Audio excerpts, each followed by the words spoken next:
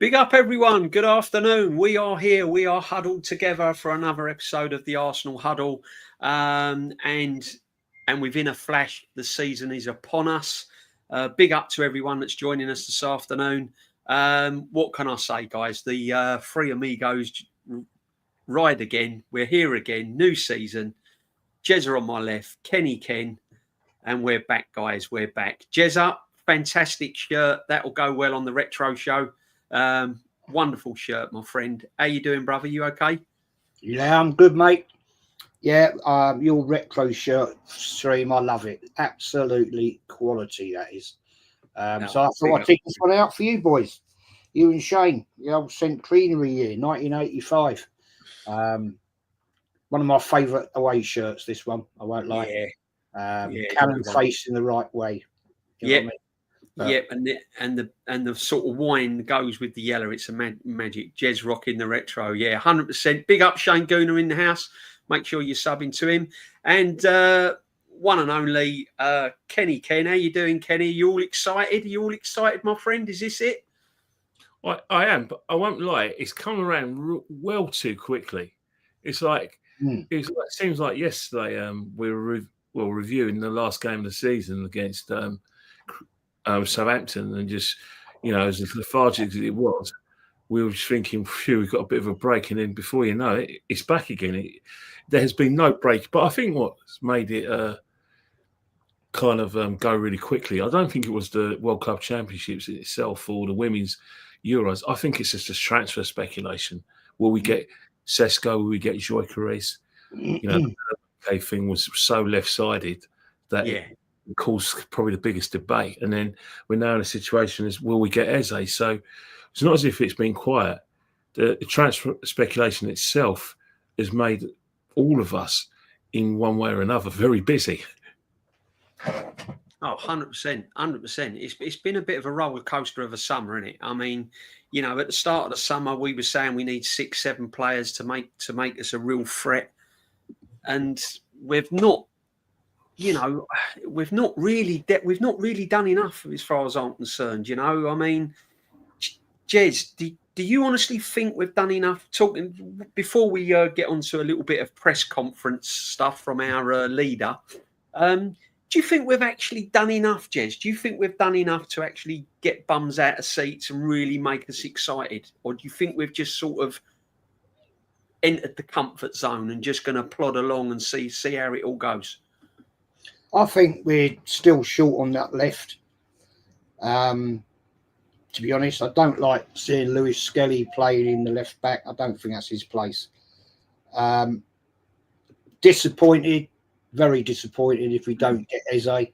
We could have done that business a long time ago, and we haven't done it. And if he goes to Spurs, I'll be very, very disappointed,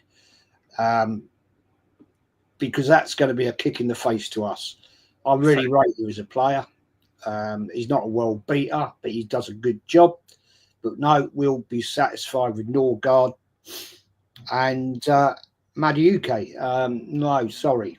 No, I hope I'm wrong about them. I really do. I always wish the best to all Arsenal players. Yeah. I think we could have done more, personally, but we'll see. We're going to find out very quickly on Sunday afternoon. Yeah, no, exactly. Kenny, you excited, my friend, about what's happening, what's going to happen in the season? I mean, we'll get onto it. We'll do some, we'll get in more depth, but as it stands now, obviously, no business is going to get done tonight, and it definitely won't be done before the Man United game. I personally think Madueke signing was the kind of last one for me. I think the Madueke put a seal to the rest of the signings. But I don't know, brother. Are you confident we can make a serious challenge for the Premiership as we line up now? Oh, we're going to challenge it. We are going to be part of the discussion without a shadow of doubt. That's not even in dispute. Because of the fact that, if you want to put your, like I said, all your eggs in a basket or put all your nuts on the table, the three best squads in the Premiership are Liverpool, Man City or Arsenal. They've all got different sort of strengths, and different weaknesses, and you know what I mean. So if you you know, if you were to do no 3 squads would do that. So obviously we're definitely a challenge. It's how we do it though. We thought we challenged and win the league last season. We didn't get out of the traps.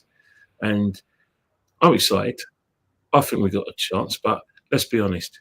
Hand on heart, if you really, really are a football man and a football person, and you took away your sort of juvenile kind of, optimism, you would say at present, Liverpool are the slight favourites. If they get Isaac, they'll be the hot favourites because, you know, they're defensively as well. With Isaac, they'll be on the front for quite a lot. So it's going to be hard. Man City as well. They're going to be hard to beat as well because everyone. The good thing with Man City is everyone's quiet about them. I'm just talking about Arsenal, scrutinising Arsenal. Everyone's saying Liverpool the favourites. No one's actually talking about Man City. That was suiting lads to ground. Yeah, they're going under the radar a little bit, Kenny, aren't they? Absolutely. What do you think about it? How far they fell from, you know, third place is a scrape through in first place. They lost the cup final as well. And they've had a lot of injuries in their midfield. They've lost a lot of energy in midfield and defensively. Lost Cole Walker, he's basically got he's quickening back 5 trains, let alone 1 train. So yeah, they've definitely gonna do it. But the thing of Arsenal is that one of the things you do have to sort of like counter is that people just seem to have buried the fact that Mikel hasn't got the striker he really wants. You know, I was hearing Carlton Cole just talking a few minutes ago about how Arsenal finally got their striker. You know, he fits into Mikel's style of play. And I think Carlton, who writes your scripts? You know, who's your sort of script advisor? Because you're talking absolute crap. Exactly. The guy that Mikel wants is going to be lining up against us. Exactly. Yeah. And do you know what? This is mentioned in the press conference here. And I've taken a snippet, Kenny. I'm glad you've mentioned it. Let's share the screen and let's listen to see what he actually says. I don't know if anyone's seen this. This is quite new to me. But hopefully this will play and we can have a little look. Scorers,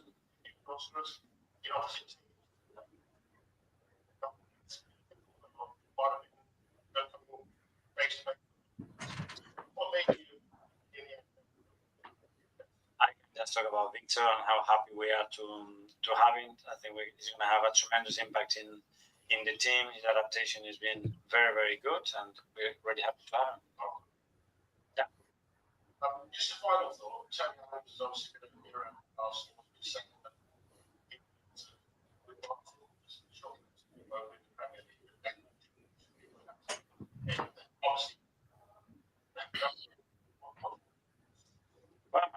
It's clear, and it's not just my opinion, it's all the staff and especially the players. I asked them to vote the captain, and I got the results yesterday, and by a big 100 miles, everybody choosing the same person, which is Martin Odegaard, which is the most clear sign that you can have is how they feel about who has to be their captains to defend, improve, and win the matches that we want to win. So I think there's no question about that.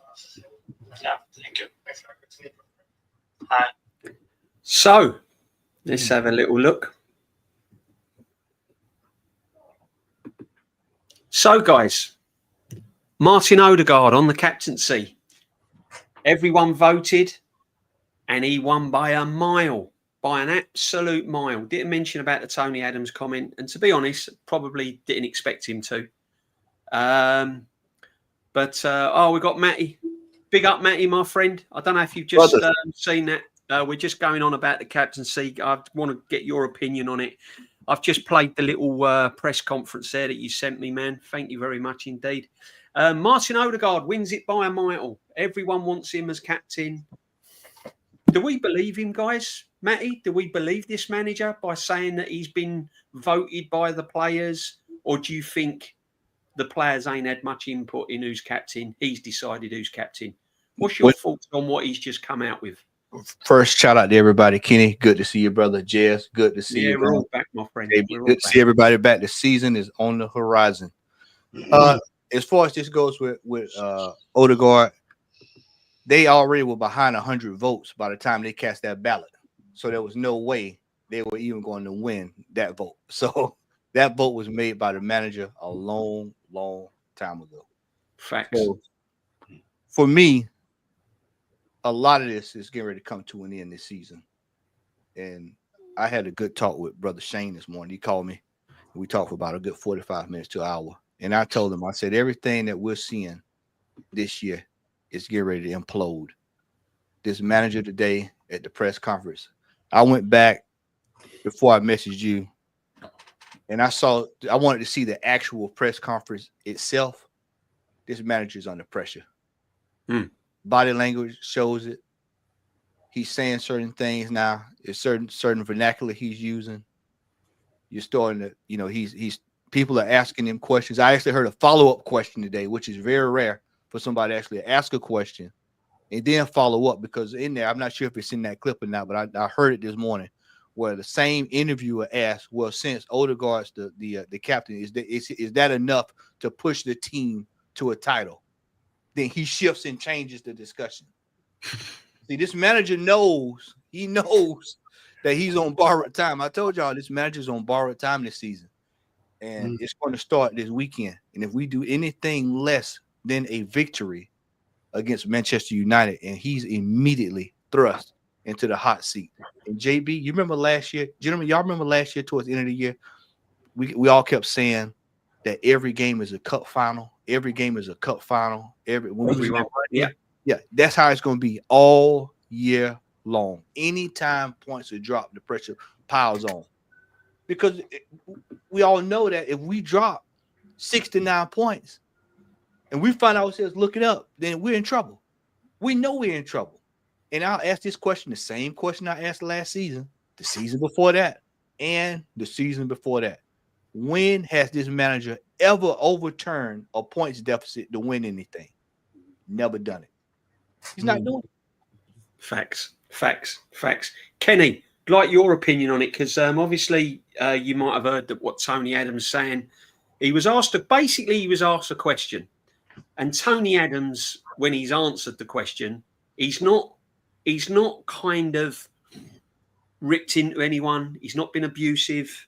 He's not kind of, how can I say, made life awkward. He's just basically passionately come out with an answer that he believes that Martin Odegaard shouldn't be captain of the football team if we're going to be serious of winning the league. Now, you've just heard what he just said in the press conference. Practically, it's all rosy in the garden. Who's right and who's wrong here, Kenny? Do you think Tony Adams has done anything wrong? I can't believe the abuse he took, to be honest with you. Well, you can go further than that. Because let's not forget, people just going on like Tony Adams. We've woken up one day, woke up and Tony Adams just, was the first person to actually muse this, that we got the wrong guy as captain, that Declan Rice be captain. Let's not forget, towards the end and even the middle of last season, the noises on podcasts and on forums was, demands for a change of captain.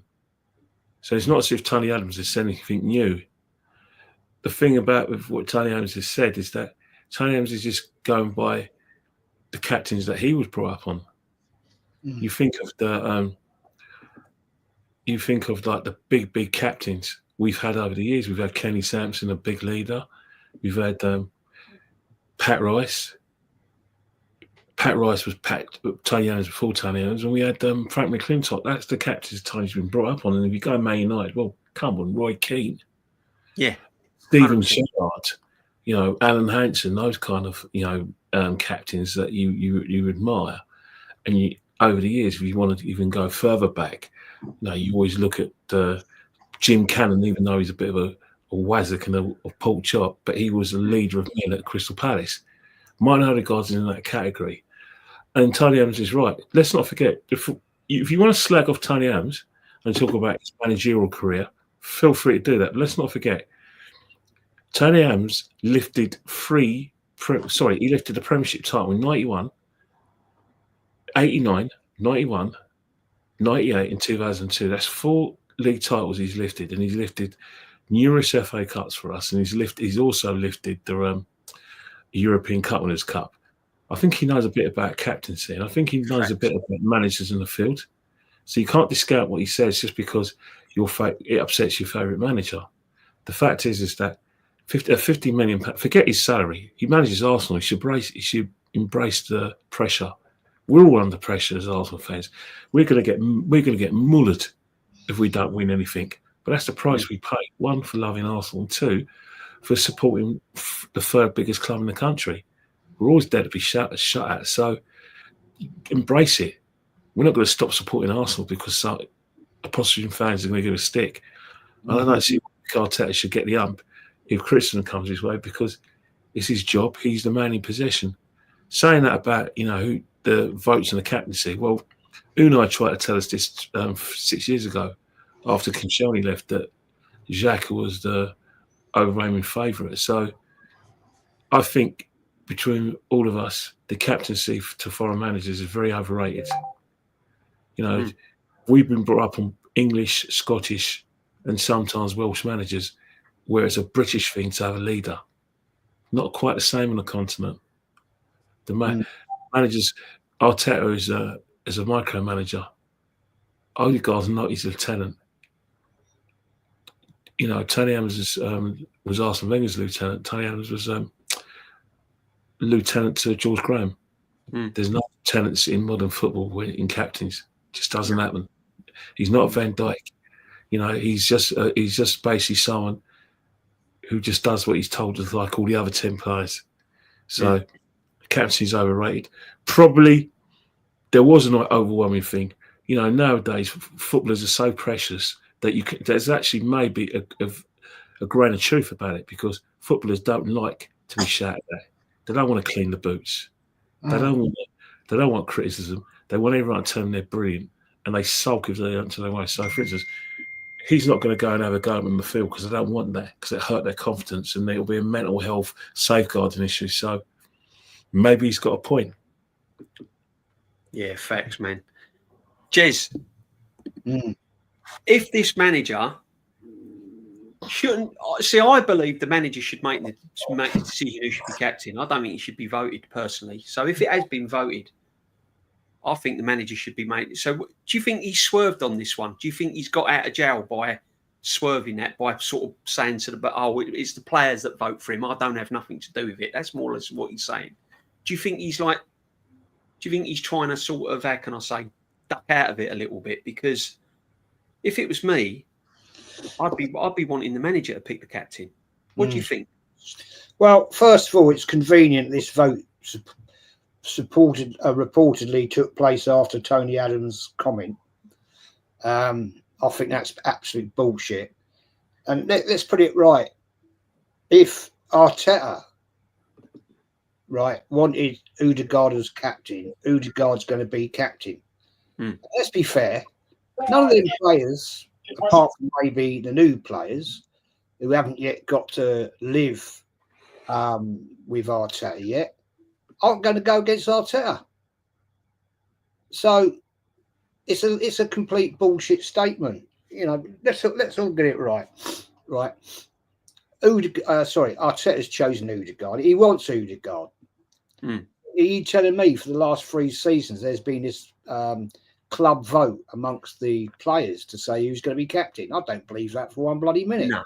No. I think it's absolute bullshit, papering over the cracks to keep everybody happy in the press conference. Nobody's going to question it because they're all pussies. And it's ironic, isn't it? Ironic that this has come out after what Tony Adams said the day before. Absolutely amazing, mate. And it'd be interesting to see what players actually went against the Odegaard captain. I'd love that. I'd love to know if it did go to a vote, what players actually, whether they had the balls to stand up and go, actually, I don't want Odegaard as captain. But let's just go back to this press conference, because I don't know if you've seen it right, but I picked this out right at the beginning. You tell me what other clubs have things like balloons and cards and little poems read out. Let's have a little look, my friends, right at the beginning of the press conference, right? Look at this smug look, listen. Let's have a go. Look at the balloons, look. I mean, look at this. 5-year-old's tea party, is it? Yeah, this Look, balloons. it's a daycare. Okay, go on.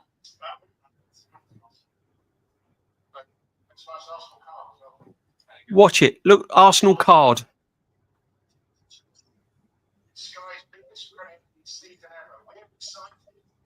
I'm super excited.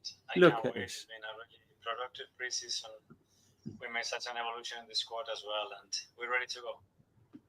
Productive pre-season, really? Mm. Losing against Tottenham? Mm.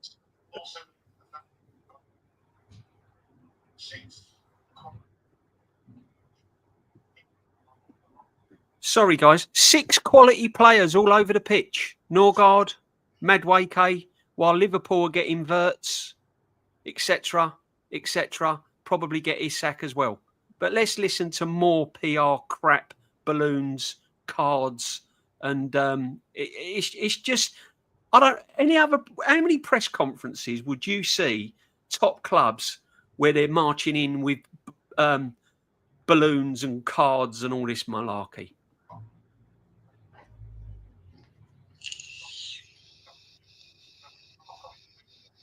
Especially when the players, the energy around it, the enthusiasm that the boys, the staff came from day one, and now we're to do better, to keep improving as a team and to win, and that's what it drives my energy, and that's why I'm so excited. Mm. Yeah, I think it's much better. I think he will be able to train again tomorrow, and if that's the case, he will be fit. Of course, there's still a couple of weeks to go.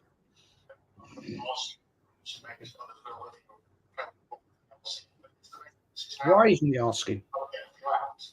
Well, now I leave that to Andre and the club. It's my main focus just about Hold it right there. playing the games in the best possible way. And Swerving. Not one summer did you hear him say, "We'll leave it to Edu. We'll leave it to Vinay. We'll leave it to Edu. We'll leave it to Vinay." Facts. He's trying to set this brother up for the kill, because if they don't get this Eze deal that Kenny keep telling y'all, Eze ain't coming. And I keep telling y'all Rodrigo ain't coming. And if Rodrigo was coming, he would have came months ago. I've been telling y'all that Matt Wakey is the left winger at this football club. And this time to accept it. Except for it is. Players have got to be sold. We've told y'all time and time. Everybody on this panel has told y'all that there has to be players going out the door. There's none coming in.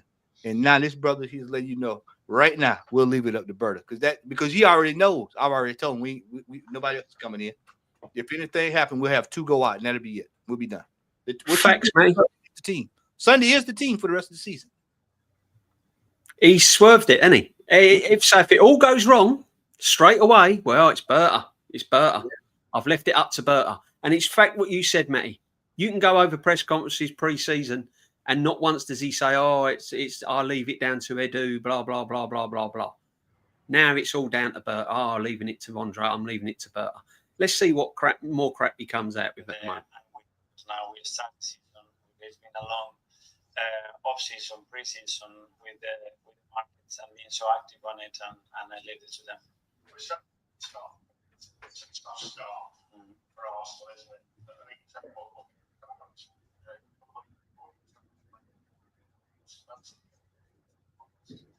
We need to play each other. We need to play at some point, and we started an incredible stadium with so much history and a beautiful way to start the season. And we will go game by game and make the best preparations and then perform to earn the right to win the game. Did you see that comment there? An amazing stadium with so much history. The last 3 years, and now the margins, we know how small they are. We know the competition as well has increased the level with recruitment with another year together. How many league titles and Champions Leagues have been created in the Emirates? Exactly. 4 FA Cups, isn't it? Yeah, a whole lot. We know the expectations. We know the levels and all of that. This brother's been knowing that for years. Whole lot of We still haven't gone the levels. Well, yeah, it's the scrutiny is going to be excruciating on the man, no matter how many people try to deflect it. The fact is that you can't blame Berta, because at the end of the day, the majority of Arsenal fans who are firmly behind the manager wanted Gyökeres over Šeško. Christian wanted Šeško. Sorry, Gyökeres. Igal wanted Gyökeres. The majority of fans looked at his goal scoring kind of ratio and record in the Superliga in Portugal, and they wanted Gyökeres. The majority of fans, maybe the majority of the panel wanted Gyökeres. So it's not a case of him blaming Berta for it. The fact is that overwhelmingly most Arsenal fans need one right now. They're not interested in Ethan's development. They're not interested in Matt Damon's development. They want Eze because we have to win yesterday. Don't care about that. And that's just the majority of fans. So he can blame Berta all he wants, but unfortunately, he'll be the one who will fall on his sword, because whether it's the striker he wants or whether it's the player he wants or not, he should have no weaknesses if we get all our targets. He should have, like I said, utility players, or substitutes to come in when we get injuries. So he's covered in all aspects. And even if he wants to concentrate in the league or the Champions League, do it, he must. But no fan's going to accept that if he's reduced us to 2 tournaments, anything other than wins in each. That's the standards you have to have at Arsenal. Liverpool have those standards. Man City fans expect to win the league next season, and at least the Champions League. And even Chelsea, now they've won 2 big tournaments, 2 European tournaments, and beaten the best team in Europe. You think their fans are going to be stunned if they win a Champions League? They expect to win the Champions League, Chelsea. I heard somebody this morning, as a matter of fact, I think it might have been Carefree Lewis. I was cleaning up around the house, and I heard him say today, he said, all the Club World Cup has done is heighten my expectations for us to win silverware next year, trophies. He said, we need more trophies.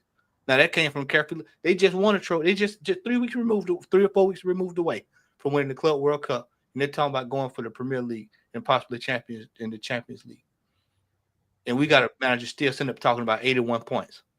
Yeah, with balloons and cards and Christ knows what, and ridiculous blaming Berta for, leaving it up to Berta, leaving it up to Berta, leaving it up to Berta. Let me just get this super chat. Big up everyone that's in the chat. Make sure that you're subbing to everyone here. Matty, the Southern Gooner, Jezzies and Kenny. And also, guys, smash a like and sub if you haven't done. Let's just get this. Big up Andy Hart. Thank you very much. What the fuck he's happy about? Gone by Christmas, trust me. We have a terrible record at Old Trafford. Leeds will be up for it. Then Liverpool bury us. Andy Hart, listen, my friend. Old Trafford, just the first game of the season. Arsenal notoriously, first game of the season, we tend to struggle. And that's been through the years. So the fact that it's even at Old Trafford is going to be a struggle. As we all said it from the start, this guy is under pressure from day one.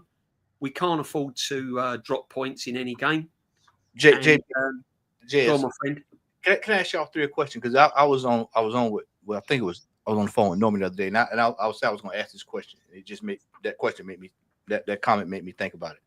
When was the last time we blew Manchester United away at Old Trafford? 1970, December 1970, 1-3-0.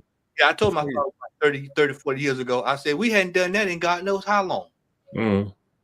So our fan base is going on, oh, yeah, we're going in Old Trafford. We're going to decimate Manchester United. Oh, okay. Matty, we've had 3-0. We've had 3-0 and 4-0 predictions. I want to see this. That's good. That's great. But you look at Man United as well. You know, they've been badly written off. I mean, a club of their size, Roy Keane saying 9th, some people saying 8th. Some people don't even have them in the top 6. So they're going to be smarting a bit. You know, the fact is that this guy has no excuse himself. He's under more pressure than Mikata. Man United didn't win anything last season. They lost to a team that in the Europa League final, they should never be beaten by Tottenham. Tottenham, you know, had a better team than them. And really and truly, remember Sir Alex Ferguson used to say his team talk before they played Tottenham. Don't watch it. He's not telling them to watch Sheringham or Sol Campbell or any of their or Nick Barmby. All he says is Tottenham. That's all he has to say. Team sort, and because they used to always bury Tottenham, and I think Man United this Sunday. By the way, I saw Sheshko. He looks in a lot better shape than bloody Gyökeres. Yeah. Well, Yeah, we're really, but mind you, Brian Mbeumo looks like he's had a few hot dinners as well. I'll tell you what, he's had a few hamburgers, hasn't he, Mbeumo? But I'll tell you what, right, that leads me nicely in, Kenny. That's going to segue into the next part. Let's have a little bit more of this conference. And he goes on a little bit. He goes on about Skelly and the academy, the development. And I think he's asked about Gyökeres and how he's getting on and blah, blah, blah, and the players and everything else. Now, we know these players have had horrific injuries. We know they've got a long season ahead. So let's have a little listen to what this guy has to say. I just can't even. Do you know what? He's one manager that I can't even, and it's not good. I just can't watch him sometimes. Let's have a little listen. One more point, so the same amount of points and more goals different than any other team. That's objective.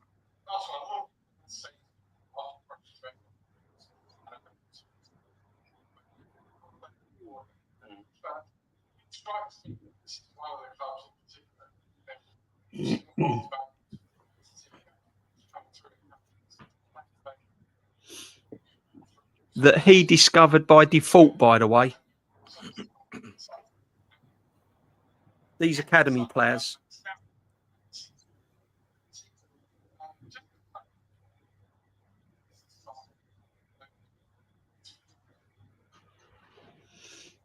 Well, that shows the great work that's been done in the academy. Courage. Especially because those players have come to the first team and performed at the highest level without any professional experience. And that's a very different cases to any other player that in big clubs they've been playing at 17, 18, 19, 20 with many other experiences before that, whether it's loans or playing at different teams. So that shows again what the academy's done, the preparation of these boys, the maturity of these boys, and as well the quality that we have in the squad to support the young players to feel so comfortable immediately to perform at the highest level. So it's a compliment for everybody at the club. Thank you. Bye.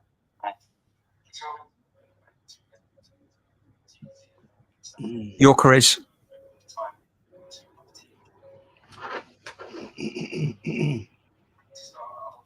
Yeah, he's getting better and better every day. He's normally a really fit player. It's true that he hasn't trained so much with us. He has those 2 moments in games when he's participated and the feeling was very good. So let's see what we do on Sunday.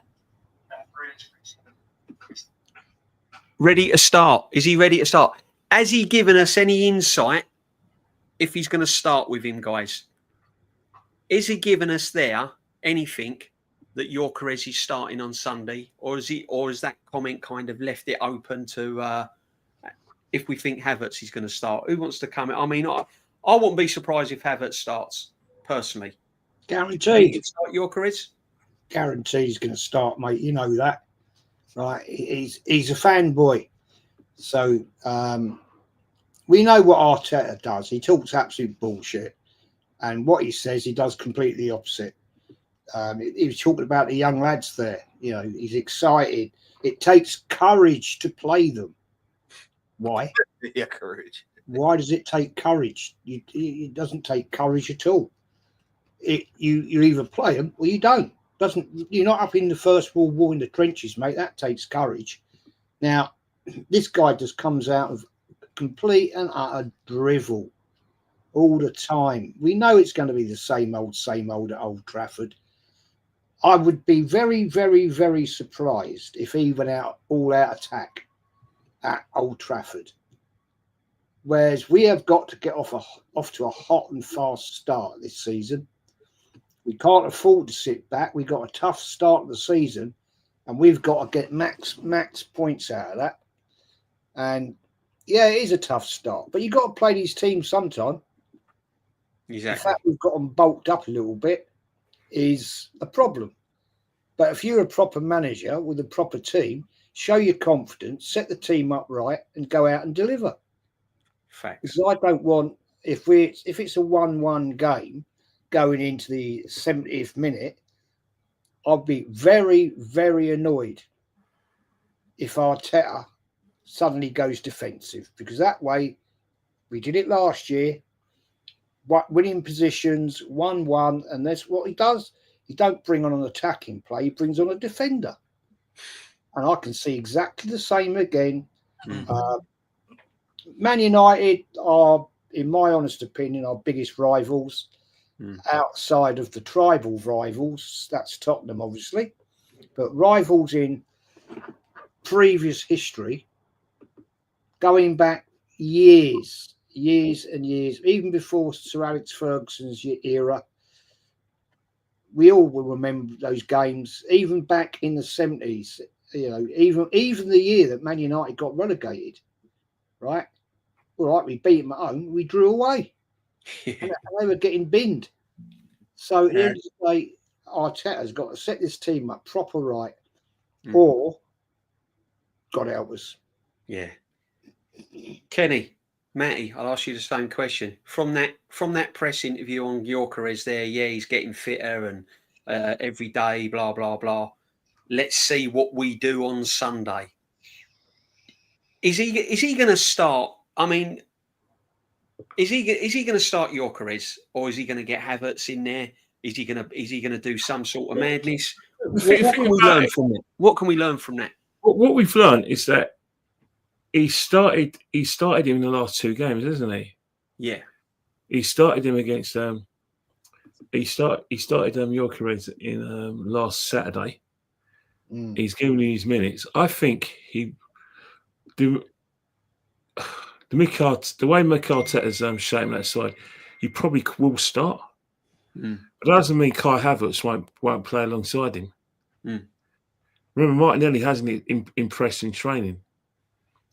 So there's nothing to stop Mick in playing in part of the front three, where my guy Madueke may be the first change, because the conundrum that we have with Kai Havertz, you know, he would have taken encouragement of Kai Havertz's goal in the second half. So it's one of the things you look at it. And you look at this manager, you look at the pressure he's under. He's a superstitious manager as well. At times. My team will be the front three. Saka's playing. Gyökeres and Havertz. Yeah, that's the everyone. Matty, what do you think, brother? What's your prediction then? Yeah, Kenny nailed exactly what I was thinking. 100%. Because he's got to find a way to get Havertz in this team. Yeah, he will find a way. There will be a sacrifice. There will be a sacrifice for Havertz to get into this team under all costs, because this manager is going to back this player. And then, like I told y'all, Matt Wakely is going to be on the left-hand side, and then the rest of it is wherever the chips fall where they may. The question that needs to be asked is how many of these players are going to be able to survive the first 5 games of this season without any injury? That's the main question. Because I don't know if anybody saw that run that Declan Rice did last Saturday, where he had to run from the box all the way back down to our box. He looks shattered, Matty. I'm telling you, and if you think he's going to do that for the rest of this season, and there won't be some kind of repercussion, then I've got a bridge sitting in my driveway. You're welcome to come pick up whenever you feel like getting it. I'm telling you, manager, we have seen this time and time and time again. He will sacrifice what's best for the team for himself. And if Gyökeres has to be sacrificed for Havertz, then he'll do it. If Matt Wakey has to be sacrificed for Gyökeres, he'll do it. He'll find ways. Whatever he wants to do, he's going to do what he wants to do. And that's what you're going to see this weekend. You're going to see. I'm telling you, don't be so. A lot of people are going to be in shock. It wouldn't surprise me if he said Gyökeres on the bench and have starts up top. That's just how this manager rolls. And then he'll say, "Oh, we're going to unleash that." You know, then top goons will start getting in the tweets. "Oh, he's going to unleash Gyökeres. He's going to unleash him," when he should be unleashed from the start of the game. This season here, he's going to fall on that Havertz sword. We've been saying it for years. It's coming. This year, it's on the way. It's on the way. It's on the way. All of a sudden, Havertz was hurt last week. Now he's ready to roll. He's ready to go. Okay. Yeah, 100%. 100%. Now, do you know what, guys? I still think, and I've said this before as well, he will find a way by hook or by crook to get Havertz into this team, and that's the one that could upset the apple cart by a mile. I got an a absolute mile. I got a question for you. Is Norgard starting on Sunday? That's what people need to be asking. Right. That didn't get asked. Norgard's his plan B, Matty, isn't he? Norgard's his plan B. You can't rule it out because of the way pre-season has gone. If you look at the pre-season games, you know, especially the Spurs game and the Newcastle game, he actually started those games. Did he start against Milan as well? Yeah, he did. Yes, I think he started against Milan.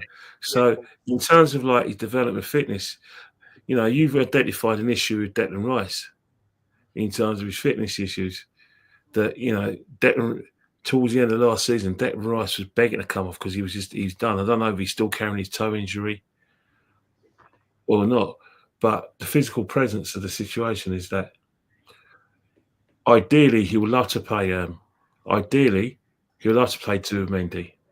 He'd love to start him, but it's an option. Depends on the Man United situation. If Man United have bruises in midfield, then it'll go like for like. But if they don't have bruises in midfield and they still leave those gaps in midfield, then he might be tempted to buy Zubimendi.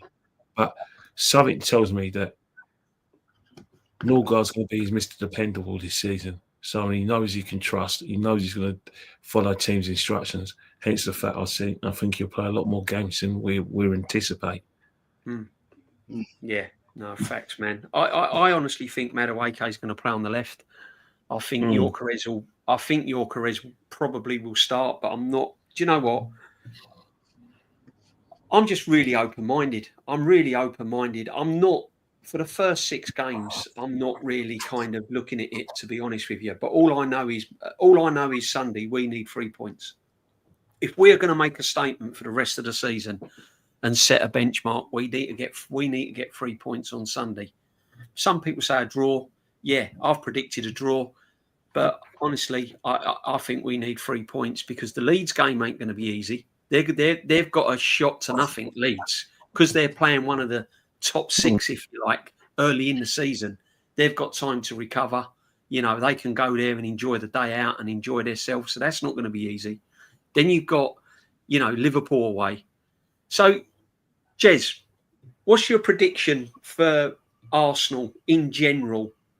How do you think we're going to fare on the whole? Let's take the first 6 fixtures and then just sort of go into how do you think it's going to be on the whole? Are we going to set the league alight early, or are we just going to plod along, or is it just going to be the same old, same old? I actually, a while back, I'll just dig it out for you, did all my predictions for the first 6-7 games. Right. I've changed this one, I won't lie. Man United Arsenal. I had a 2-1 win for Arsenal. I'm going 2-2 now. Arsenal Leeds, I'm going 2-0 Arsenal. Liverpool Arsenal, I'm going 2-1. Arsenal Nottingham Forest, I'm going 1-1. Arsenal versus Man City, I'm going 2-1 City. Newcastle Arsenal, I've gone. This will probably change because if Isaac goes, then it'll be a different scenario.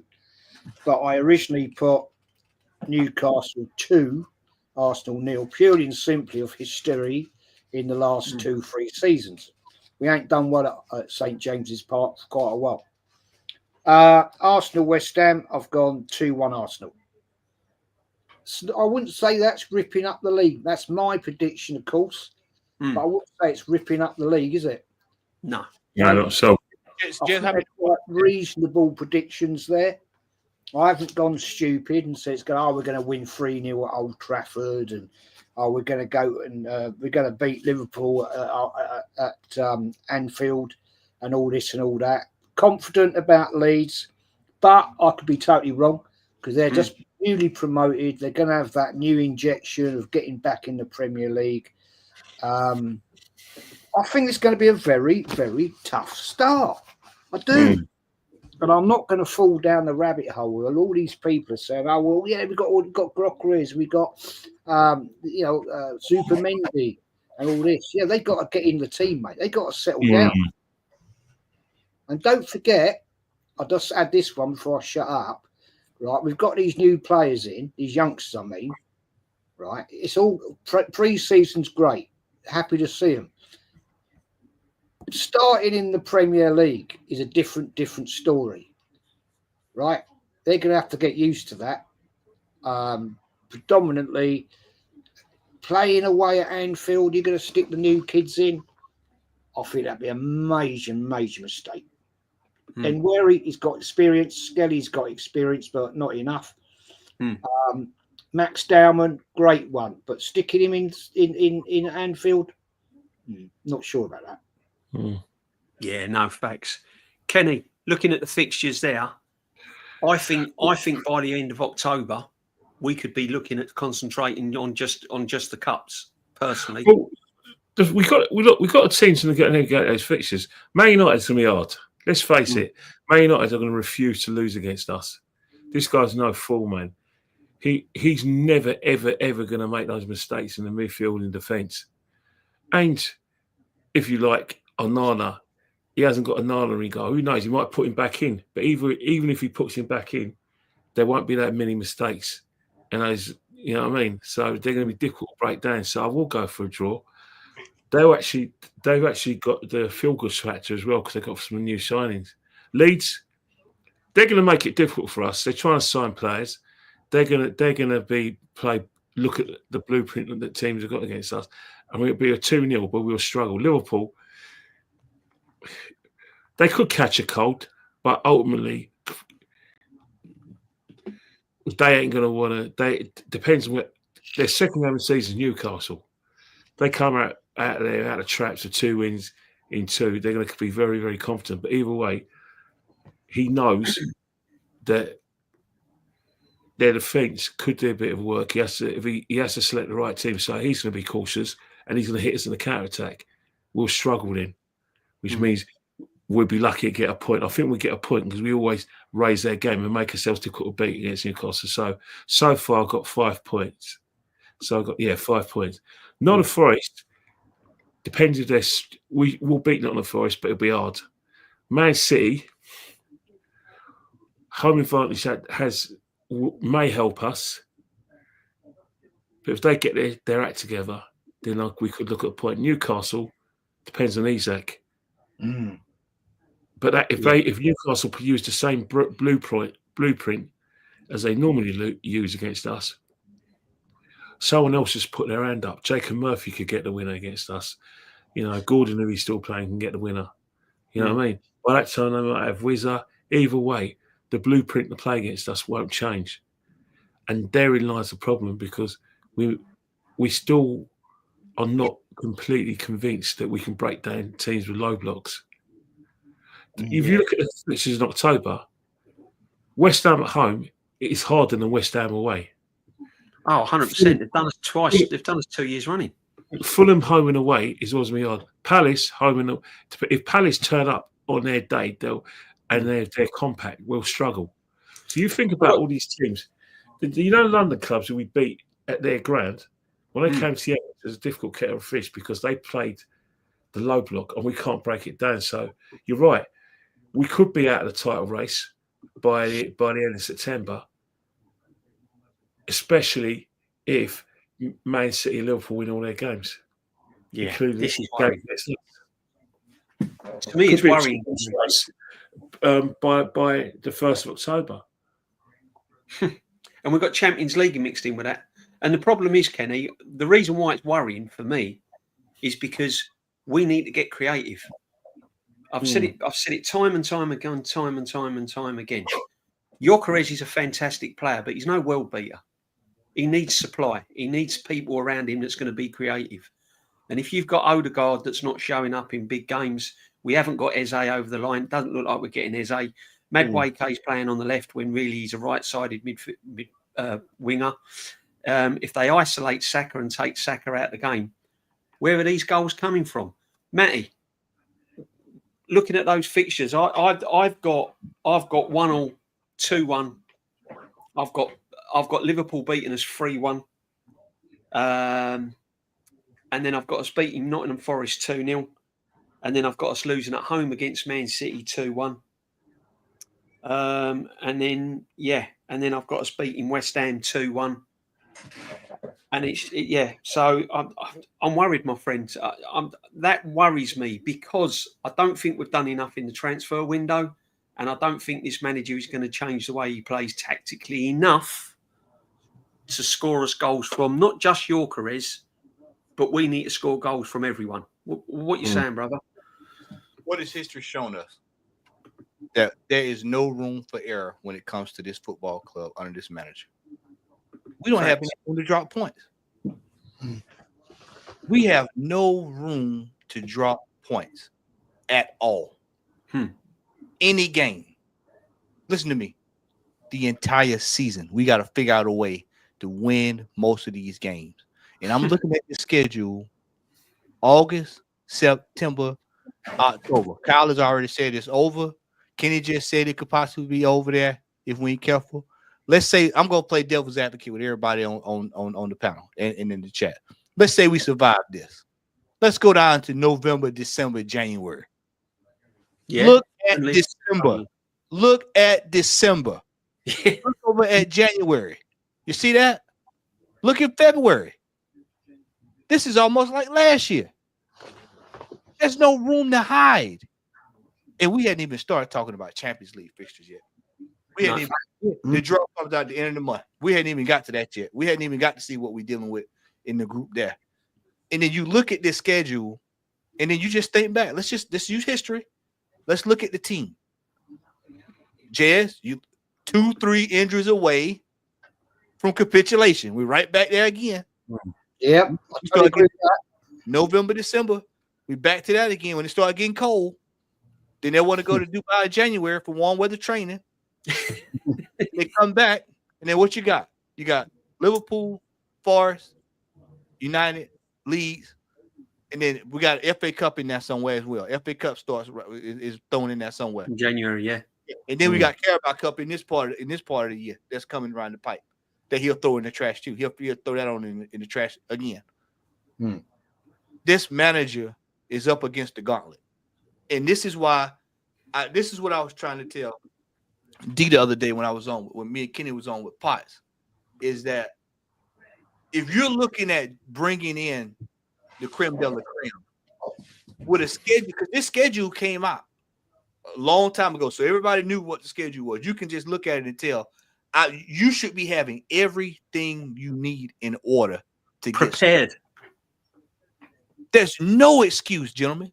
There's no excuse not to have everything that you need going into this weekend. And this is why I kept trying to tell you. 5 years running. This is historical. All the way to Wenger. We have a habit of doing this. This isn't just Arteta. This is throughout history. We've sat here. We're 48 hours away from getting ready to play United. People have finally come to the realization that what Kenny was saying about Martinelli, we've all said about Martinelli, we need somebody else. We need somebody else. And now everybody's panicking. Everybody's looking. Everybody's praying. Everybody's hoping. And that's, we'll get them in by the end of the month. Well, look at the end of the month. We've already played 3 games by the time we get to the end of the month. So now you go into September, whoever comes in, let's say, I'm playing devil's advocate, they got to come in. Look, we're behind the 8 ball already. Then you get to October. People keep going on about United, City, and Newcastle. Well, what about Palace? 10 men Fulham last year. West Ham has done it for us the last 2 seasons. We've had trouble with them. Oh, we got to go to Turf Moor. What does this manager do when we go down to Turf Moor? What does he do every time we go down to Turf Moor? He lays an egg. Sunderland, that's going to be tough away. They're back in the Premier League. That's going to be tough. Newsflash, Spurs might have lost to PSG, but they lost to them in PKs. So that tells me that's probably going to be a little bit more difficult than what it's been the last few years. And then, of course, you got Chelsea, who just seem, they find ways to win stuff. Brentford, Aston Villa, Wolves, Everton. Boys he's gonna have something for Arteta because he's got a whole season with the guys. Now he's gonna have them lined up and ready to go. New stadium. I forgot about new stadium. And then Brighton. How much trouble we had with Brighton? Then you're back to Aston Villa again. Aston Villa twice in December. But Matty, they only concentrate on the top 6. They forget that our worst results have not come from the top 6. It's come from all these other teams. The last 3 West years, Ham at home. The draws we had. We've forgotten about the 14 draws that we had last season. last 4 years. All the teams. Brighton we've struggled against. Every season we've struggled against Brighton. Fulham at Craven Cottage we've struggled against. Every season under this manager. You can go on about the 5-1 against Man City, the one-off game, the Moments FC, people. Moments FC, that's what we keep banging on about. Oh, yeah, but we beat Man City 5-1. But the football up until that was absolutely horrendous. Yeah? Bournemouth. Look what Bournemouth's done to us. So we're looking at all these teams here. We're looking at all these things. Every single team, as the panel has just said, is a cup final. JB, Under pressure. Go on, Matty. people forget that these teams we're playing are not the teams from last year. These teams are strengthened. By the time we get to City, they'll probably have Rodrigo. They'll probably have Donnarumma in goal by that time. Newcastle. I saw today. Whistle going to Newcastle. Well, that's Demba Ba Mark II all over again. Yeah. So he's over there. He's possibly there. Forrest, I think, is. I know they signed one. Hutchinson is pretty much done. They've got 2 or 3 other players coming in today. Liverpool, they're still working. Isak might be there by the time we play them. We've sat here, gentlemen. This is. I hate to go on a tangent, but we have sat here and we've told these fans. We've said these are not going to be the same team that you saw last season. Each team has strengthened. Each team is strengthened. Spurs, they'll have Savinho by that time. Chelsea will probably have somebody else in.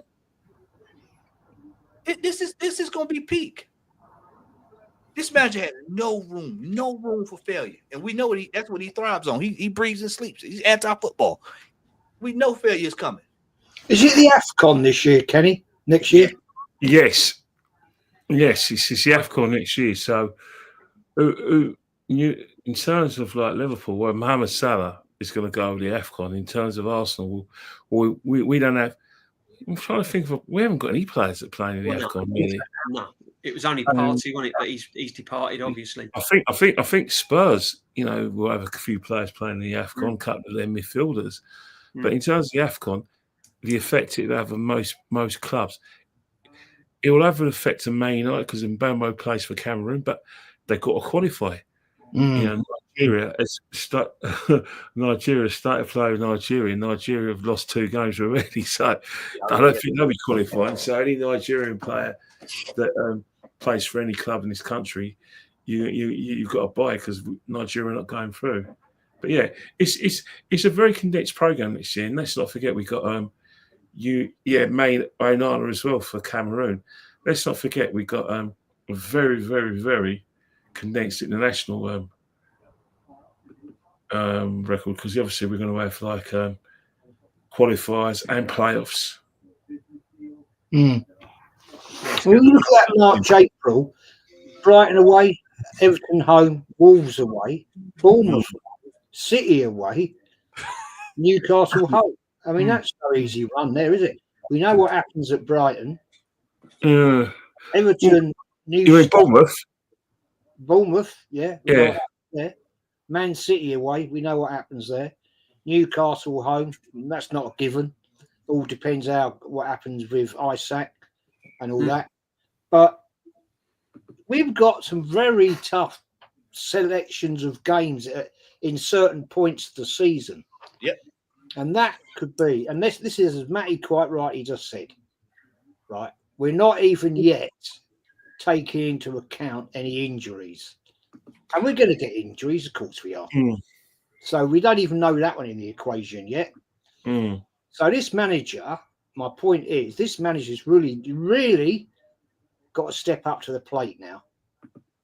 Because have we got the depth to compete on the Premier League, Carrier Bag Cup, FA Cup in January, Champions League? No, we have not. Well, according to most people, we've got Norgard Premier League experience and everything else. I mean, the problem I've got, right, guys, and I think you've mentioned it, Matty, we have not really lining up any differently to what we had last season. Not really. No. No. If Gyökeres gets injured, guess Ever. what, folks? Havertz is your main striker. Marino behind him, by the way. Marino behind him. Mm. If Rice gets injured or breaks down, Norgard. Mm. Norgard will It's- play anyway, even if Rice is injured, because of the fact that Rice, I don't know. How did Rice look at you in pre-season? Because in the games I watched in like the He looked Far tired. East, he looked tired. He looked like, Yeah. well, what's he actually doing? What's he actually doing? He looked He's fatigued. like, is he playing to a team pattern, or is he just playing football to get fit? Yeah. That's how it looked to me when in those games in pre-season. Yeah.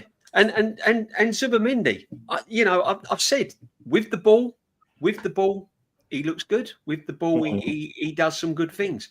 What worries me, and I don't know about you, Matty. I mean, you've seen quite a lot of him. You watch Spanish football. You and Lee, big up Lee. Zubimendi without the ball. Yeah, once he gets the ball and he has his back to the player, and you saw glimpses of it in the Spurs in the Spurs match. It's the pressure, and he's going to see that on a week out basis in the league. Me and Kenny, we had a discussion last week, and you brought up a point, Kenny, about Norgard start playing more of the league fixtures. In the European fixtures, you'll probably see it more of Zubimendi until they can get to both of them get sorted out and get settled. I want you to think about this. We're in the Champions League, and then Norgard, if injuries happen, Norgard comes out, he's got to go up against the likes of Mbappe and these guys running through midfield. Norgard. I want y'all to think about that. Norgard is going. This is because when we get to everybody's laughing and playing, but it was like that until when we got to the PSG and we needed players. We were looking for players. We were scrounging, looking around, trying to get people back, rushing people back. Knockout stages, and then we have injuries, and then Norgard's out there. He's got to try to get us to the quarterfinal, to the semifinal, to the final, or get us out of qualifying, because that could be a real issue this year if we get drawn with some teams where we have to qualify out of the group to get to the knockout, or however it works now. This is the depth that we have in this team, and people are saying, "Well, why y'all complaining?" Because these are the players that should have been coming in. Like Norgard should be coming in late. We should have somebody better than Norgard hitting up the hand. Why don't we go for Adam Walton or Kudos or someone like that? Why don't we go for, you know what I mean? I can't get my head around it. I can't. The Norgard signing for me was sort of the comfort zone signing. Just get him in and we'll just plod along in the comfort zone. He'll do a job. But the players that we seem to have is they're just going to do a job. They've not taken us to that next level that we need to be at. I mean, it's crazy. We went out there and spent that money on Matt Wakey. And then if you just saved that money and applied it somewhere else, you probably could have got you a much better player, because we've seen players move in the last few weeks. But everybody kept just saying, oh, that's not going to hinder us at all. That's not going to hinder us at all. And now people have come to the realization that a lot of these deals that we did earlier, they're hindering us because we couldn't go out and go get better than what we have. It's back to more or less, it feels like, to me personally, this is just me personally speaking, I feel like this team is more closer to the 21-22 team than it is anything that we've had the last 2 or 3 years. I feel like we're back to that 4th or 5th team where if it goes sour, there's a possibility that we could quite go on the slide. And you got people coming in like this right here talking about, oh, you guys keep the same energy, we would never achieve anything. We hadn't done anything in 4 years. I mean, the last 4 years. And people keep going on about, oh, well, we're going to do this, we're going to do that, we could be doing this. Nobody wants to look at history. History has shown us that every year under this manager, we find ourselves at some point we're short. Last year was the striker. The year before that, it was the striker. This year it's the left wing. Or we need somebody on the left. You're already hearing people say we need somebody on the left. We need somebody on the left. We need a defensive midfielder for years. Oh, especially up under Wenger. We've always found ourselves short historically with this team because we never, ever, ever do what's required to make sure that we're covered. And this also just goes to show what Jez stated, this team is not built to compete on all fronts. So we know he's going to pick and choose. He's going to throw something in the bin this year. because we don't have enough depth to do it. And now it's going to be the FA Cup, and that Carabao Cup is going back in the trash again this year. Facts. Yeah, it's going to be tough. It's going to be tough, guys. So let's have some predictions. Where do you think? Let's go round. Jezza, Premier League champions. Who's it going to be? Okay, this is my prediction for the top 4: Liverpool, Man City. I would not be at all surprised if there's a shock one in there, and I'll give you my shock one: Man United, Arsenal. Wow. Because I'll tell you what, Man United ain't going to like what happened last season. They're going to step up to the plate. They're the biggest club in English football, and they're not going to let that happen again.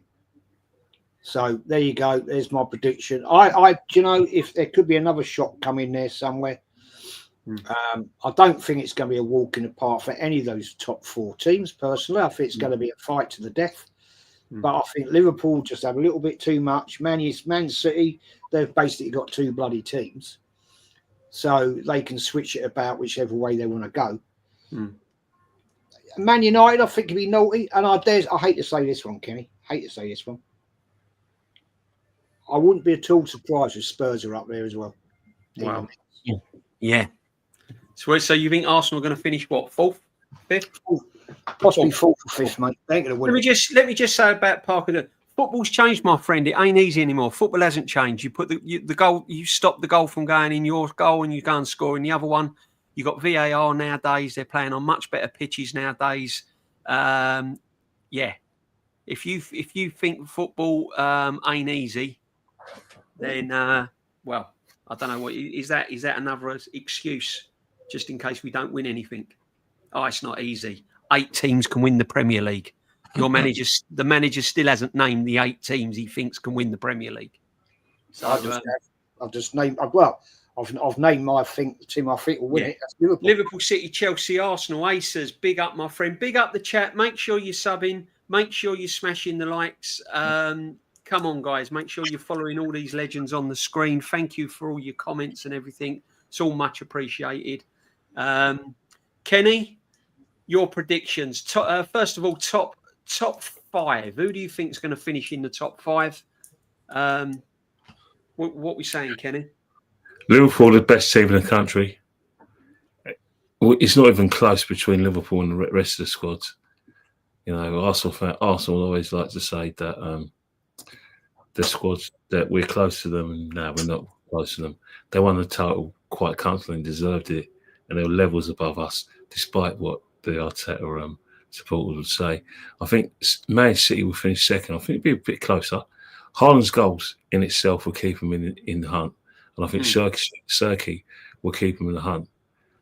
And and then it'll be close between us and Man City. But I think, despite the fact we've got Gyökeres, I just think Liverpool will raise the ante a bit. The standards are back to the sort of standards that both Liverpool and Man City were setting in 21, 22. So we're not too far off from them. But if you were to ask me to put my house in it, I'll say top 3 is Liverpool, Man City and us. And then top 4, I think Chelsea will get the top 4 because, they're going to get someone to help Cole Palmer. And I think in 5th, probably will be Man United as well. I think Sesko is a player that football demands that we keep an eye on him in the next few years, because if he gets the right coach, he is going to be a future great, and his goal ratio will increase. Don't be surprised if he's getting 20 league and cup goals. He's only playing 1 game a week, and he will be able to concentrate in other cups like the FA Cup and the Carabao Cup. So don't rule it out. The pressure on him is not that great. But the pressure, because at the end of the day, not many people expect Man United to do great. The reason why I've left out Newcastle is because Isak's leaving. And even if he's there, if he stays, he won't play for them again. He's cooked his goose, as I say. So that's it. Tottenham, I'm afraid, may finish 6th. Depends if he gets Eze. If he gets Eze and gets another midfielder in, they could do. But one thing about Spurs, that'd be difficult to beat. Yeah, he's a more astute manager, though, isn't he? He's. I mean, what he done for Brentford was amazing. I think Spurs would be 7th personally. He's at a bigger club. He's arguably got better players. But let's not forget, this guy got 53 goals out of Mbomo, Wizza, and Schneider. Exactly, man. And Exactly. one thing about it is you can never deny that this guy has got goals out of Mupe, Watkins, Tony, and those 3 players I mentioned. Yeah. Can't knock it. Yeah. He's doing something right. And if he can't get goals out of Solanke, then something's really wrong. Exactly. No, I agree. Yeah. I think Thomas Frank is astute bit of business for Tottenham, to be honest. Matty, what do you reckon? Seriously, my friend, give us your top 5. Who do you think is going to finish top 5? Pull that up right there. Pull that up right there. Here you go. There you go. I have Man City winning this year. Big up, man. Yeah, I'll make you right. Reasons, Matty? Why do you think Man City is going to topple Liverpool? What do you think is going to be the problem for Liverpool not winning that, my friend? I think the way Man City floundered last year, I think they have a little bit of hunger. I see a little bit of hunger. I watched a couple of preseason games. They look a little bit more hungry than they did last year. Then if you add in Rodrigo, then now they've got their left-hand side sorted out. I think Pepper's took a long, hard look at Doku coming down that side, and he's like, yeah, this just ain't cutting it. And so they're going to make some adjustments. You got Cherky, this Reinders. this Reinders, man, he is something else. Good player. Yeah, very good player. Marmouche, he's there. Yeah. And, we got a sample of that last year. And then so we ain't beating them 5-1 at the Emirates then. No, you won't be 5-1 now. You won't be seeing 5-1 this year. No. That's why I hope everybody enjoyed it last year. Then Liverpool. This all hinges on Isak. So you have to kind of see where that goes. But Liverpool is going to be difficult, regardless of the fact they're the defending champions, so they're going to be up there. And then you start getting into the 3, 4, 5, 6, and 7. This is when it all can turn. All this can go upside down and left and right. Because I have us at 3rd right now, but it wouldn't surprise me up under this manager. We finish somewhere between 5 and 6 if we ain't careful. Because that's how our season could go up under this manager. Yeah. Chelsea, I still think they have a couple of defensive issues there they need to sort out. And I was surprised that they actually held on to the goalkeeper. I thought it was going to get a different goalkeeper there. But I looked the other day and I saw the one from last year, and I said, well, that's going to be a problem. Manchester United, that's a big question mark, as Kenny stated. You look at Sesko going over there, and then in Buemo, Cunha, who's another good one. And you just see how if he's going to be able to get anything, squeeze any more juice out of that orange of those players. He's on borrowed time. For much as we talk about Arteta, this brother, he's probably about 3 games. He's got about 3 games. Amorim, they're like a big club though, won't they? They won't give him another 3 years, will they? No, they'll jump him out and they'll go find the best available. Absolutely, quick, fast, in a hurry. And Spurs is another one that's tricky. But like I said, they pushed PSG to the limit the other night, regardless of the fact they lost. But that when because I didn't watch the game, I asked Norman. I said, "Well, did they look some good things from Spurs preseason?" I'll be honest with you. I'm gonna give it an ask. I said, "Now I asked. I said, did they look better than they did when they played us?" And he said, "Yeah, they look much better than they did when they played us." I said, "Okay, well that's cause for concern. So that means that they're starting to pick up the philosophy." Newcastle, Isak is leaving. Like I said, Whistle's probably coming in. So it remains to be seen. But Brighton is, been there for the last couple of years. They're a difficult team. We know what Unai Emery's going to do. Fulham quietly is usually down there, and then Everton could move up depending on what Moisey does down there. But this is the way I got it. But it's going to be difficult. Oh, massive. Yeah, just because we signed Jokers doesn't mean we just automatically going to win the league. And I think that's what some of our fans are going to find out. And I've said we need to score goals from other positions. I mean, on the fact with Newcastle, what you're forgetting is Newcastle have still got a very, very good midfield. They've still got Bruno. They've still got Tonali, Joelinton. So they've still got a very, very good midfield. That's what I got going. And I was just going to get on to the next point before we come to sort of towards the finish, guys. Big up the chat. Make sure you're subbing to all these legends. Make sure that you're smashing the likes. Thank you for all your comments. Jez, your relegation candidates. I'll give you my top four. Liverpool, City, Chelsea, Arsenal. What, get relegated? No, that's my top. That's my top. But I'm talking about that's my top four. I've had pelters. I've had pelters that I've put Chelsea above Arsenal.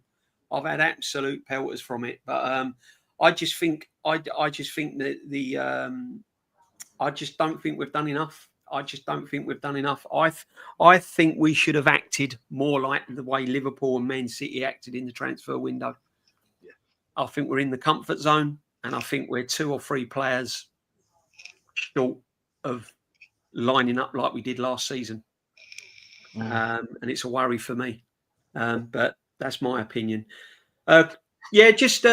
Jez, quickly. I mean, what do you think? Relegation candidates. Who do you think's going to drop out? Unfortunately, Oh, bang on! It'll be Burnley. Yeah, they'll be out again.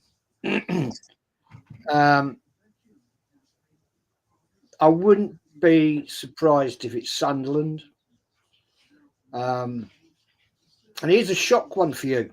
Here's a shock one. And the only reason I'm saying this is for 2 reasons. There's been a certain team that has been fighting it around. They've been playing around the relegation zone for 3 or 4 years now. They've just moved into their brand new stadium, and we know. Kenny, Matty's had them like top 11. Well, we all know how difficult it is to move stadiums. Yeah. For Arsenal, when we went from Highbury to the Emirates, it was tough. It was tough for West Ham, and West Ham are still struggling with it. Much as I don't want to say this, because they're the second longest team in top flight football, I would not be surprised if Everton were in it. Everton drop, yeah. I mean, the only thing I think that Everton will stay in it is probably their new stadium will give them a bit of a lift. And Moisey. It'll go 1 or 2 ways, mate. Moisey's a little bit stupid. You know what they did? They actually did something smart. They were hosting a lot of events, and I think they played in the stadium. Didn't they? They were kind of getting everybody acclimated to the stadium. Homer Brentley, big up. They was getting everybody acclimated to the stadium a little earlier. But we moved in, it was like we was there. Everybody was like, "Okay, this is a new facility, you know." All right, what? Exactly. Yeah. So, Kenny, who you relegating, my friend? Who are you relegating? I'm sorry, I'm going to have to relegate Sunderland with a heavy heart. Burnley, I think, because Scott Parker, because I think Burnley are going down because I don't think there's going to be much goals. But I do think if Leeds get their act together, they stay up. So sadly, if they get rid of if I think it'd be Brentford because there's been problems that I think that they've just been like decimated with I think the world's dry. Thomas Frank's a big loss. But the fact that Mbeumo's left, that's massive. Wizard, highly likely he's going to go to Newcastle.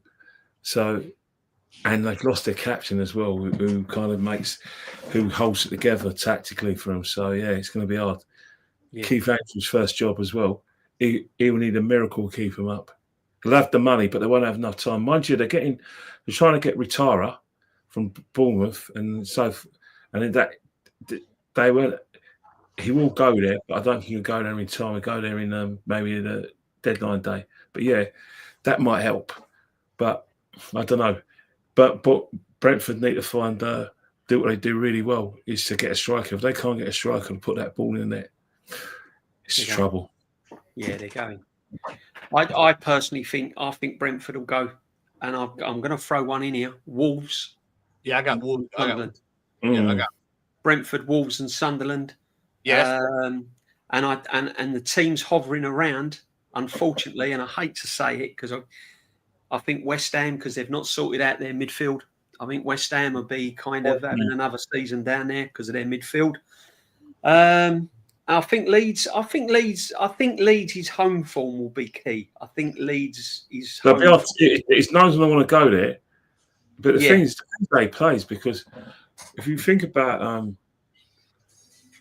Farker when he was at Norwich, he was very good at getting them up, but he couldn't keep him in the division. So has he learnt something? Has he got a better caliber of player than he had at Norwich? We don't know that. His goalkeeper situation with Melier, I've been told he's not happy with Melier. He's got a new man in. He's looking at quite a few players. He's looking at Oxlade-Chamberlain, I was hearing. Wow. Believe it or not. Oxlade-Chamberlain. They're looking at Mitrovic as well to come back from Saudi Arabia. So it's one of those things where they are looking at players, but nothing concrete's happened. The rest. I know Jack Harrison's staying for this. Everton haven't asked for him, so he'll be there. So there'll be a team that if you close your eyes and you're going to regret it. You've got to sleep with the lights on when you play them because they could be dark horse. Yeah, no, it's going to be fascinating. It's going to be Matty. Quick question. Well, I'll tell you mine. I've got Bournemouth, Sunderland, and Wolves going down, and Brentford, not Brentford, but Burnley hanging around there. I got a question for all three of you all. Who do you all want to see come up to the Premier League? Ooh, I'd like to see Coventry. Yeah, I'd like to see Frank Lampard with Coventry come up personally. I think Coventry's a good club. We know who's going to come up. We know I've got a lot of respect for Frank Lampard. We know Leicester are going to come up. We know that for a fact. So I wouldn't say no to who was really strong. Big Frank, I like Big Frank. Will get him in the will come through and then playoffs. Who are we going to get in the playoffs? I don't know, man. It could be. You know what? It's so weird about Wrexham. Weird. So weird about them is that money has talked for Wrexham. It talked when they got into like the football league. It talked when they got at the third division, the second division. It talked when they got at the first division. Will it talk in the championship? It's tough in the championship, Kenny. It is tough down there, man. It's bloody tough. Yeah. What about old Preston, man? I would put a punt on Wrexham. Come in 1 minute. Yeah, I can see. That championship is just so tough, Jazz. That's the only thing. It's just it's rough down there, man. And it's what is it? Be the fourth promotion if they do it? Was it third or fourth? Third in the bounce. Isn't it? That's tough, man. That's tough. If they don't get it this year, I can definitely see them doing it next year. I told Kenny the other day. I said, "Oh, Preston. I'd love to see Preston and Millwall come up. I love Millwall come up just for the hell of it." I'd love to see Millwall come back in the Premier. Yeah, for the chaos. Yeah, just the entertainment factor. Yeah, that alone, the chaos of having them back up would be fun to watch. Yeah, this is going to be a very interesting season, Jess. It's going to be very interesting, my friend. Very interesting. I'll tell you what, another one that could be in there, mate.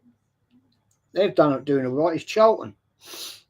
Yeah, they've been in the fight there, so I wouldn't write them off right now. But the Championship, do you know that's got to be one of the toughest leagues there is? I think Old Portsmouth might decide they want to try to come back up. I hadn't seen them in a while. Yeah. Be interesting. Yeah, it'll be a very interesting season this year. I think there's going to be a lot of surprises. Really all round. Yeah. Not just the Prem. I reckon the Championship as well. It's going to be a lot of surprises. Yeah, I wonder. I don't think Sheffield United will do it. I don't think Sheffield United will come up personally. I don't think Sheffield United come up. Champions League guys, who are we going to have as winners? Champions League. I think Barcelona. Yeah, I think he's got a good young squad. I think he ballsed up a little bit in the semi-final. I think they could have, seen that out. I think if they get to that level again, Barcelona, I'm going to have Barcelona Champions League. Jezza, Champions League. I know who's Kenny's pick. Kenny reckons Chelsea. Really? Okay. Yeah, that's what he said the other day. He's not on camera at the moment, but he did say Chelsea. But I'll let him speak for himself when he comes back. But I'm going to go Barcelona, Champions League. I'm gonna go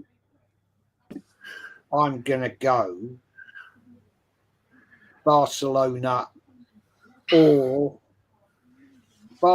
PSG, and it will be the semi-final. Will be Barcelona Arsenal. Oh, see, I said we're more built for the Champions League. I've said that this team is probably more built for the Champions League. Unfortunately, we won't probably win it. But I think if I was to put money on one major trophy, I'm more confident that we'd go further in the Champions League than we will the Premiership. Don't ask me why. I just feel Hey, that you need to clip that since they say JB's negative. You just clip that. That needs to be clipped. What he just said. Yeah. No, I think we're I think that we're more built to win the Champions League. I think teams don't really play a lower block against us than in Champions League. They're a little bit more open, and when teams are open against us, we can punish them. So I reckon Champions League. I reckon we can get to the quarterfinal quite okay. I think we'll get out of there. But I'm going to go Barcelona. DJ, you're so negative. Yeah, I know. Toxic, aren't I? Absolutely toxic, my friend. Absolutely toxic. I tell you what, it's not a bad shout, mate. Liverpool. Yeah. I'm gonna go Barcelona, Real Madrid final. That's what I'm going for. Matty, Kenny, are you still sticking with Chelsea to win the Champions League? I think they're the best equipped. They're the best equipped out of all the England sides to win it because of their England teams. Yeah. The simple reason is that their mentality in big games in Europe is second to none. Plus, another as well, they'll be relatively. Because they won't be part of a title race, and they got a big squad as well, and they're trying to fit it with quality, and they've got a good young team. You think about the team that won the Champions League last year was a young side. The team that should have got to the final was a young Barcelona side. If you take away Lewandowski. Yeah. So I think young legs is going to be key. And I think that if Chelsea don't win it, then don't rule out Real Madrid because they will get their act together because they always seem to do. We have one. They have if he can marry up a way of get Militao fit again, get his back four fit, get Carvajal fit, and you will not see the garbage you saw from Real Madrid last season and what you saw in the World Club Championships. Get those two fit, it's on again for Real Madrid, and so you can't rule him out. Barcelona definitely young legs going to have a look. PSG the whole, so you've got to have a look at them. But the other English sides, Man City, no, give it another couple of years. Us will be better with Zubimendi in the side. But I just think that if we were to play a team that keeps the ball really, really well, and Zubimendi has an off day, we'll struggle. But if we play Chelsea, you might as well just pack your bags and abandon your trips to Hungary. Because if we get them in the knockout stage, they're beating us. Yeah, Matty, what are you saying? You said Barcelona. You agree with me? How do you think the English teams will do? How do you think? Let's put it this way: who's Barcelona's opponents? Who are they going to beat in the final? Are you asking me the English teams that if it was an English team? No, sorry, man. I mean, I said Barcelona, Real Madrid final, but at the English teams, the ones that I think will do well, I think we could do well in the Champions League. I think we could do okay in the Champions League, but realistically, at the English teams, I think Liverpool. My biggest concern about us is the initial draw.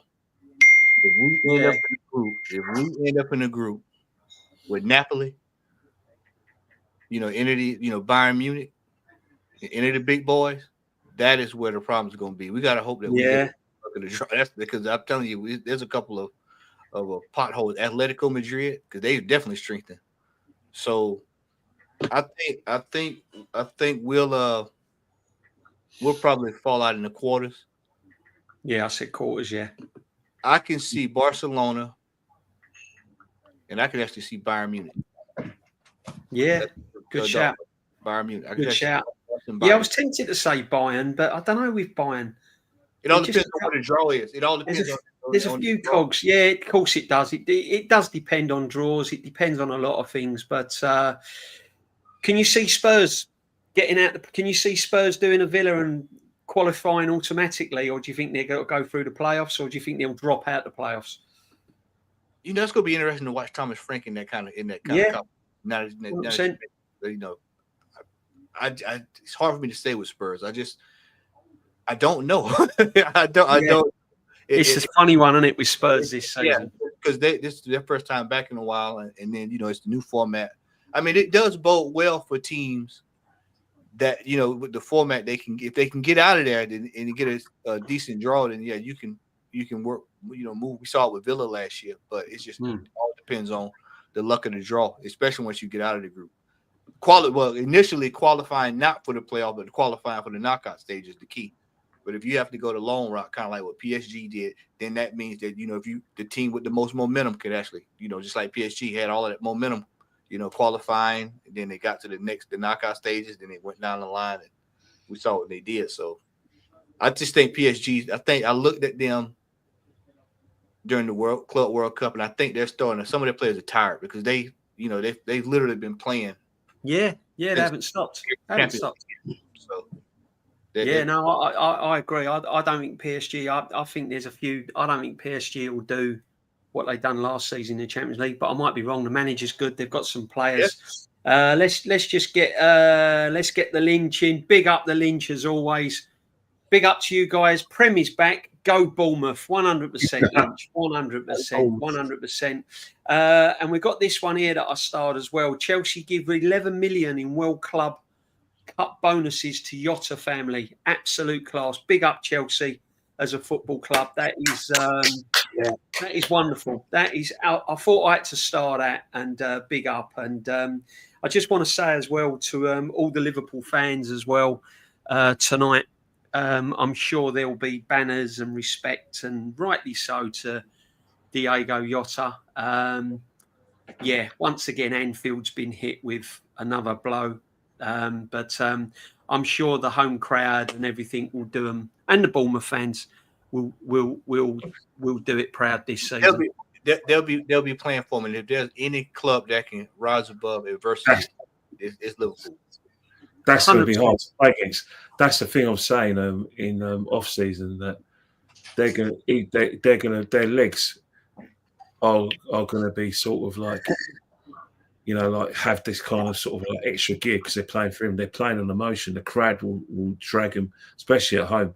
And the young players who come into the club, they've now come into a club where not only they're league champions, the motivation to do it for the memory of their teammate is going to drag the new players through as well. One thing I want to say,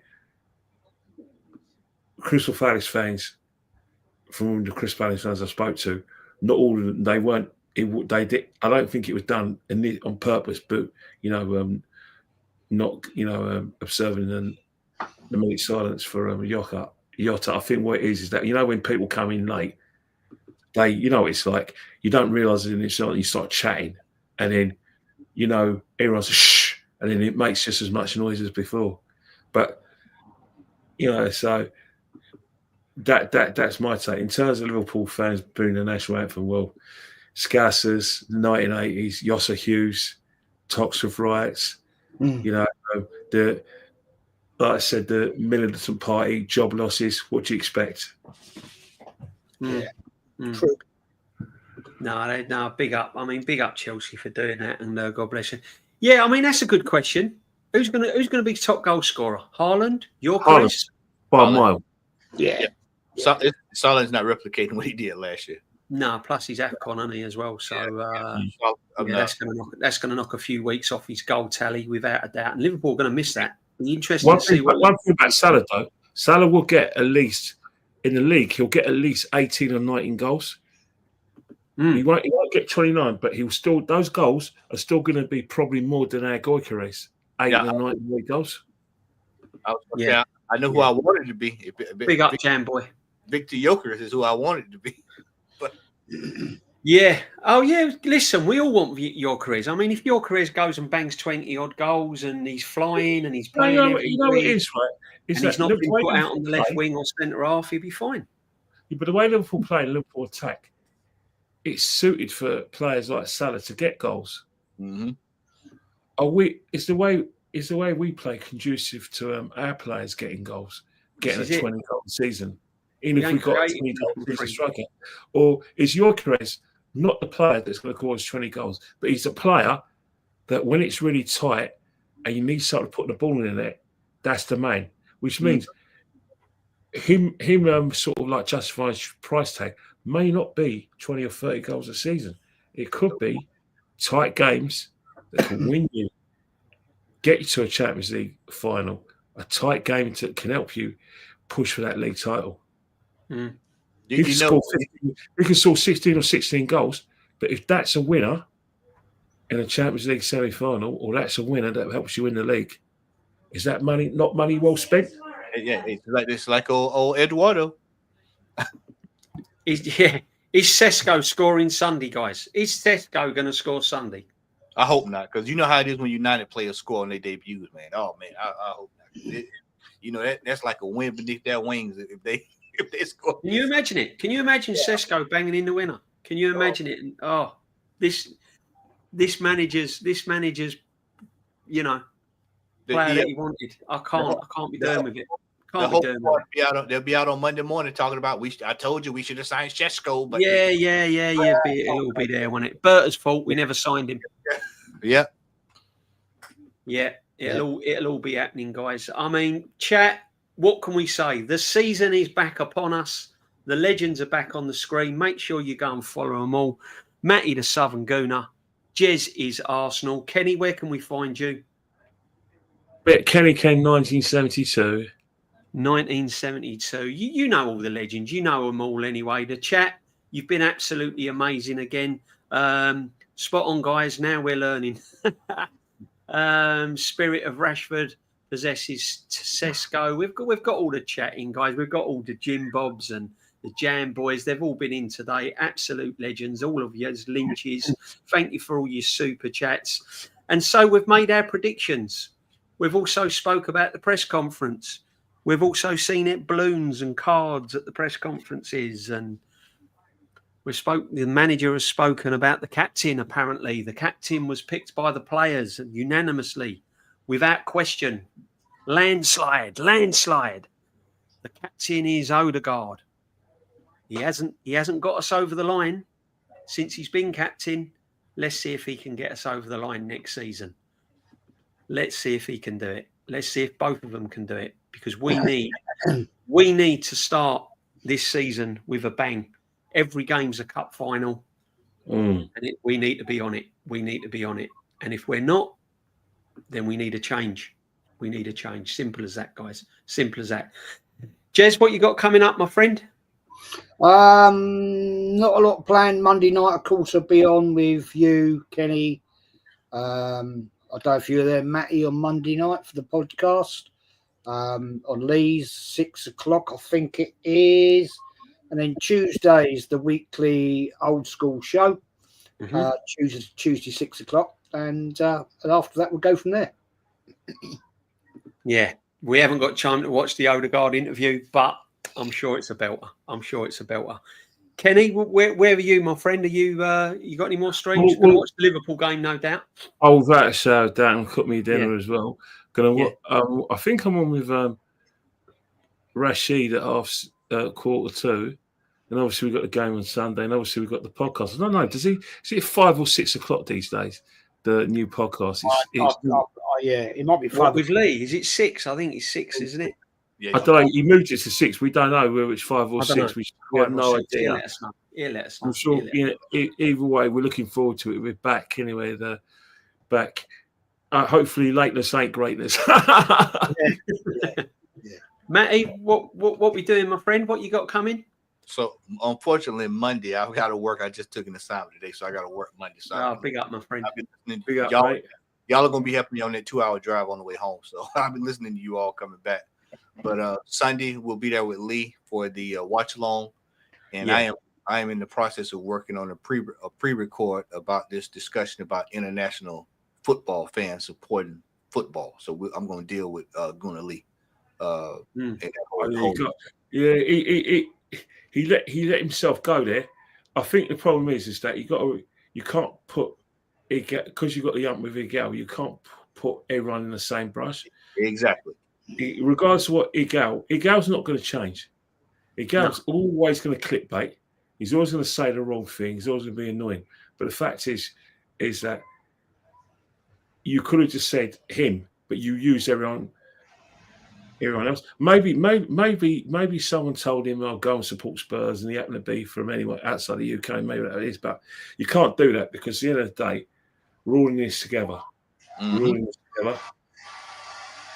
Yeah. No, I ain't seen any of that. I don't know what's gone on there, so I can't really comment on that, my friend. So, no, but STK could be a surprise. Yeah, I've not got him in the fantasy team.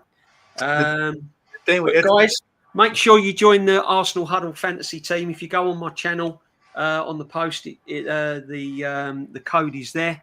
Let me see if I can get a code in. But yeah, make sure that you get in the fantasy team. I think it's too late now anyway. But anyway, guys, what can I say? Thank you very much indeed for your input today. Always a pleasure, my friend. Matty, legend. Jez, Kenny, all legends. Thank you very much, my friends. Come on, you Gunners. Come on, Bournemouth. Do a miracle, please. Please, please, please. And You see their lineup. Their lineup's pretty strong, Bournemouth. Yeah, he's a astute manager. He's not a silly manager, though. I mean, give Areola his credit. He's not. You know, the manager's quite good. They get the double over us as well. Yeah, yeah. They did, yeah.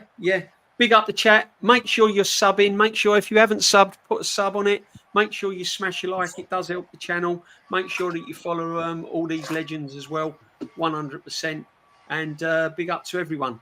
And on that note, stay safe. Enjoy the game tonight, wherever you're watching it. And enjoy the game Sunday. Quick prediction, 1-1 for me. Jez, Sunday, you said 2-1. Originally, I'm saying 2-2. 2-2, Kenny. I'm going to go 1-1-all.